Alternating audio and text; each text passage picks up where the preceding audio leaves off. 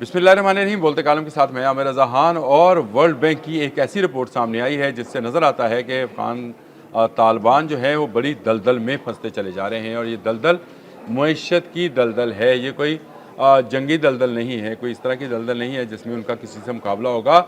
ये मुआशी तौर पर बहुत ही इस वक्त एक ऐसी सिचुएशन में है जिसमें ये हर आने वाले दिन के साथ फंसते चले जा रहे हैं। इस रिपोर्ट का अगर खुलासा किया जाए तो इस रिपोर्ट के मुताबिक अफ़गान तालिबान ने पाकिस्तान के साथ जो दहशतगर्दी की उसके जवाब में जो अफ़गान कॉरिडोर ट्रेड कॉरिडोर बंद हुआ उससे उनको शदीद नुकसान हो रहा है।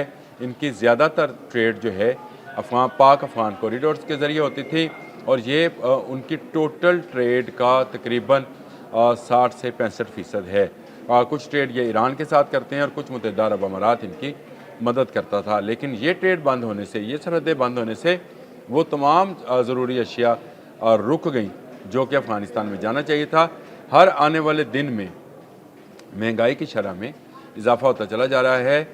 ये वर्ल्ड बैंक की इकनॉमिक रिपोर्ट है जिसमें उन्होंने कहा है कि इस साल यानी 2025 के आखिरी महीनों में, ये आखिरी महीने नहीं चल रहा है ना जी, नवंबर ख़त्म होने में 5-6 दिन रह गए और उसके बाद दिसंबर शुरू हो जाएगा और ये इनके लिए मज़ीद मुश्किल का बायस होगा। उस रिपोर्ट के अंदर ये भी चीज़ें शामिल हैं कि अफ़गानिस्तान में फ्रूट और ड्राई फ्रूट यानी दोनों किस्म के फल जो हैं इनकी तजारत की जाती थी और इसके बदले में अद्वियात, खुराक, खाद, चीनी, हर वो चीज़, सीमेंट, हर वो चीज़ जो ये नहीं बनाते हैं वो ली जाती थी। और इसका ज़्यादातर हिस्सा जो था वो पाकिस्तान से आता था। 68% शायद उन्होंने इसके बारे में लिखा है कि वो पाकिस्तान से ट्रेड करते थे। लेकिन हर आने वाले दिन के साथ इस ट्रेड के बंद होने से इनके फल सब्ज़ियाँ जो कि अपने मुल्क के अंदर भी फ़रोख्त नहीं हो पा रही हैं क्योंकि वहाँ पे लोगों के पास क़ुव्वत ख़रीद नहीं है और जो बाहर से सामान आना था, जो अद्वियात आनी थी, वो भी नहीं पहुँच रही हैं। तो एक ऐसा दबाव है इनकी मईशत के ऊपर जो इनको गहरी दलदल में घसीटता चला जा रहा है। मैं बहुत दिन पहले की बात की थी, आपसे कहा था कि ये ख़ुद अपने दुश्मन हैं, इनको बाहर से किसी दुश्मन की ज़रूरत नहीं है। ये यहाँ से सोचते नहीं हैं, दिमाग इनका काम नहीं करता है और ये दिमाग का काम ना करना ही था कि इन्होंने पाकिस्तान में दहशतगर्दी को फ़रोग़ दिया। जिसके बाद पाकिस्तान ने जो है जवाबन जो है ना सिर्फ सरहदें बंद कर दी बल्कि यहाँ पर मौजूद जो अफ़गान महाजरीन थे जो कि तालिबान के सपोर्टर्स भी थे और यहाँ पर दहशतगर्दी के पनाह देने वाले अफराद भी थे, उनको निकालना शुरू किया।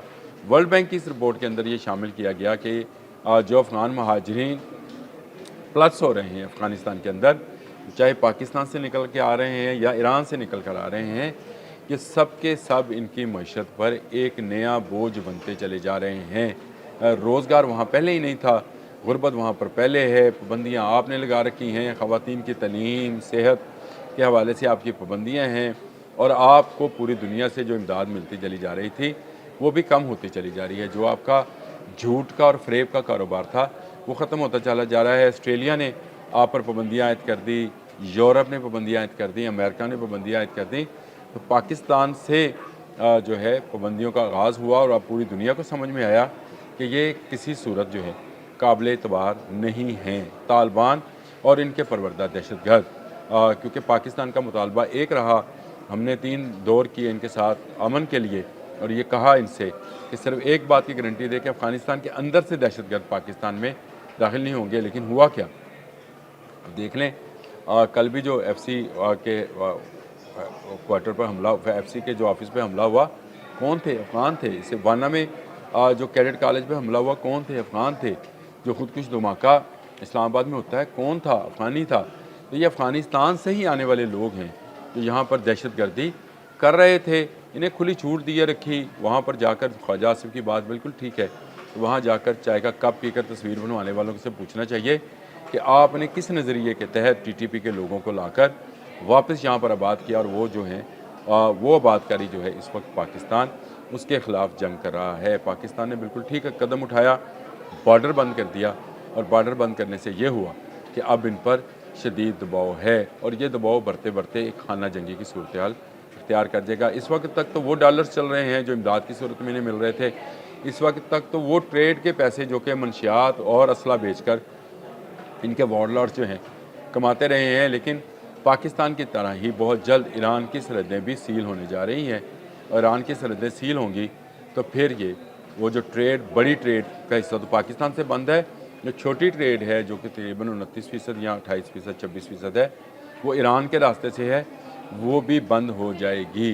क्योंकि ईरान खुद भी पाबंदियों का शिकार है। आलमी पाबंदियाँ उस पर अमेरिका के दबाव में लगाई जा रही हैं और इस तरफ अफ़गानिस्तान जो है अब पाबंदियों का शिकार है। तो ये अपना ड्राई फ्रूट और फ्रूट, क्योंकि तैयार प्रोडक्ट तो ये वो बेचते नहीं थे, माँ सवाए मंशियात के, हाँ मंशियात तैयार करते हैं, इसमें इनको मलका हासिल है।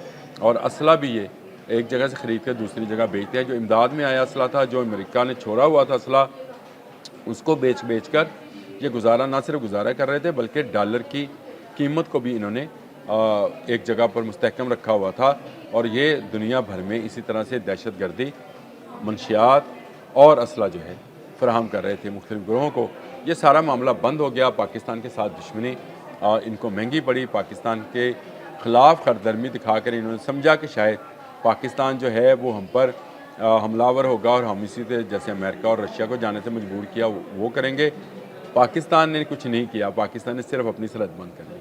और ये मैं लंबे अरसे से ये बात कर रहा था कि हमें कुछ नहीं करना चाहिए। हमें अगर दहशतगर्दी रोकनी है तो तोरखम से लेकर चमन तक इस बॉर्डर को किसी ना किसी सूरत अनमैंड कर देना चाहिए, यानी इसको एक बफर जोन की शक्ल में बना देना चाहिए जहाँ पे कोई आदमी इलीगल क्रॉसिंग ना कर सके। देखें, जो अफ़गान आना चाहते हैं पाकिस्तान, ट्रेड करना चाहते हैं, पढ़ना चाहते हैं, वीज़ा काबुल में मौजूद पाकिस्तान एम्बेसी से वीज़ा लें, आ जाएं, यहाँ पे तालीम हासिल करें, यहाँ से तिजारत करें, यहाँ पर जो वो करना चाहते हैं वो करें जो कि लीगल हो।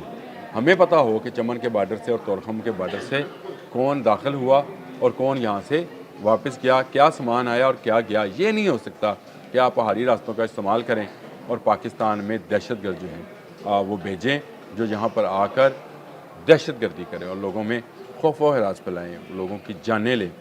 हम अपने लोगों की जानें इस तरह से जाने नहीं देंगे। आप को समझना होगा कि अफ़गानिस्तान की बका इसी में है कि वो पाकिस्तान के साथ अपने तल्लुकात को बहाल करे। अभी हो सकता है कि अमन मुज़ाकरात का एक दौर और भी चले, लेकिन इसके लिए जो वर्ल्ड बैंक की रिपोर्ट है वो काफ़ी है कि तालिबान शदीद दबाव का शिकार हैं।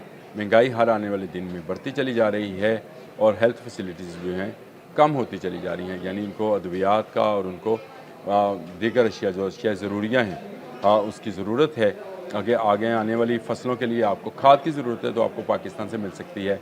आपको अगर अनाज की ज़रूरत है तो पाकिस्तान से मिलेगा। अगर आपको शक्कर की ज़रूरत है, चीनी की ज़रूरत है तो वो भी आपको पाकिस्तान से ही मिलेगा। और पाकिस्तान से बिगाड़ पैदा करके आप कुछ हासिल नहीं कर पाएंगे, उल्टा आप जो है फंसते चले जाएंगे उस दलदल में जिसका मैंने शुरू में जिक्र किया था कि अफ़गान तालिबान एक गहरी दलदल में फंसते चले जा रहे हैं। और जितना ये ज़ोर लगाएंगे बाहर निकलने के लिए उतना मज़ीद धंस जाएंगे। हाँ, अगर ये पाकिस्तान से दरख्वास्त करें, पाकिस्तान की कही हुई बात पर को तस्लीम करें, TTP जैसे दहशतगर्द गिरोहों का अपने वतन से ख़ात्मा करें और उनके पाकिस्तान में दाखिले पर पाबंदी आयद करें, तो फिर पाकिस्तान आपको इस मुआशी दलदल में से जिसका जिक्र वर्ल्ड बैंक की इकनॉमिक रिपोर्ट में, इकनॉमिक रिपोर्ट ने चंद घंटे पहले किया है,